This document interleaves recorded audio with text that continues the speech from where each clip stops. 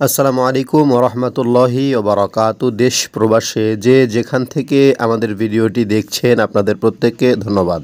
কিতাবের মধ্যে সাধু ভাষায় লেখা আছে, যার কারণে আমরা সাধু ভাষায় বলি। অনেকেই মনে করেন যে আমরা এখনও ব্যাকডেটেড বা এখনও পিছনের জামানায় পড়ে আছি। বিষয়টা তা নয়। সাধু এবং চলিত ভাষা যেহেতু আমাদের দেশে চলমান, তো যেহেতু বইটা সাধু ভাষায় লেখা হয়েছে, এই জন্য আমরা সেভাবেই পড়ার চেষ্টা করি। আজকের স্বপ্নের ব্যাখ্যার মধ্যে আমরা জানব কুরবানি সংক্রান্ত যতটুকু ব্যাখ্যা আছে আমি আপনাদের সঙ্গে এই ভিডিওতে আলোচনা করার চেষ্টা করব। ইহা যাবতীয় চিন্তা মুক্তি এবং বরকত প্রকাশের সুসংবাদ। যেহেতু আল্লাহ তাআলা ফরমান, ওয়াবাশশারনাহু বিইসহাক নাবিয়্যাম মিনাস সালিহিন ওয়া বারাকনা আলাইহি ওয়া আলা ইসহাক।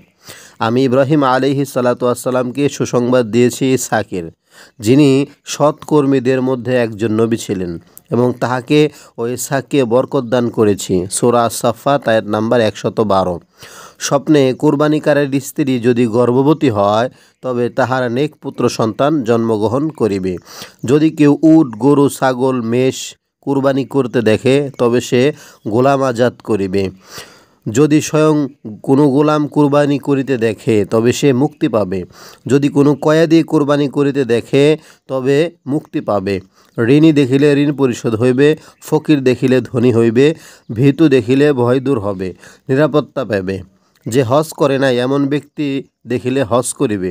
যোদ্ধা দেখিলে সাহায্যপ্রাপ্ত বিজয়ী হইবে। চিন্তিত দেখিলে চিন্তা দূর হবে।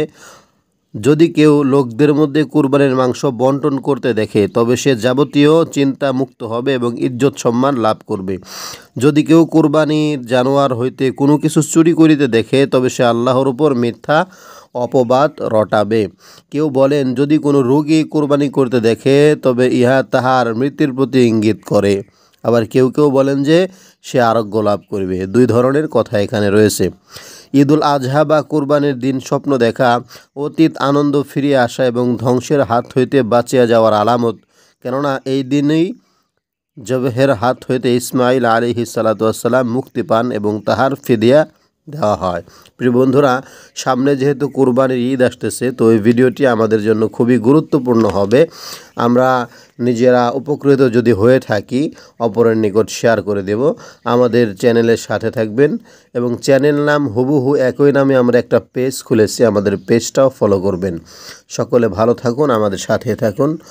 আপনাদের পরামর্শ থাকলে আমাদেরকে জানাবেন। ধন্যবাদ। আসসালামু আলাইকুম ওয়া রাহমাতুল্লাহি ওয়া বারাকাতুহু।